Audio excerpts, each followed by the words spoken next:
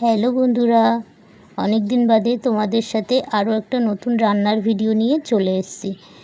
আর এখানে লাগছে মোটা মোটা করে আলুর মানে ভাজার মতো যে আলুটা হয় সেই রকম একটু মোটা মোটা করে কেটে নিয়েছি একটা আলু, দুটো পেঁয়াজ টুকরো করে নিয়েছি আর দুটো টমেটো টুকরো করে নিয়েছি। এগুলো আগে দিয়ে দিয়েছি। আর মাছগুলো হলো চুনো মাছ।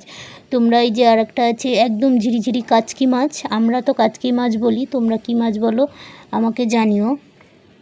ওই মাছটা দিয়েও এইভাবে করতে পারো, একই পদ্ধতিতে, এটাও খুব সুন্দর হয় খেতে। আর ওইগুলো দিয়ে দিয়েছি, দিয়ে নুন হলুদ আর একটু গুঁড়ো লঙ্কার গুঁড়োও দিয়ে দিয়েছি। আর এদিকে পেস্টটা দিয়েছিলাম পোস্ত, সাদা সর্ষে, একটু কালো সর্ষে আর কাঁচা লঙ্কা ওর মধ্যে দিয়ে একবারে পেস্ট করেছি। ওই পেস্টটা দিয়ে ভালো করে মাখিয়ে একটু বেশি করে কাঁচা সর্ষের তেল দেবো, দুটো কাঁচা লঙ্কা দিয়ে চাপা দিয়ে রেখেছিলাম 5 থেকে 10 মিনিট। তারপরে গ্যাসে বসিয়ে ওই দেখো হয়ে গেছে, জল বেরিয়ে গেছে একটু, তখনই হালকা করে নাড়াচাড়া করে দিতে হবে, দিয়ে আবারও 5 থেকে 10 মিনিট চাপা দিয়ে রাখতে হবে।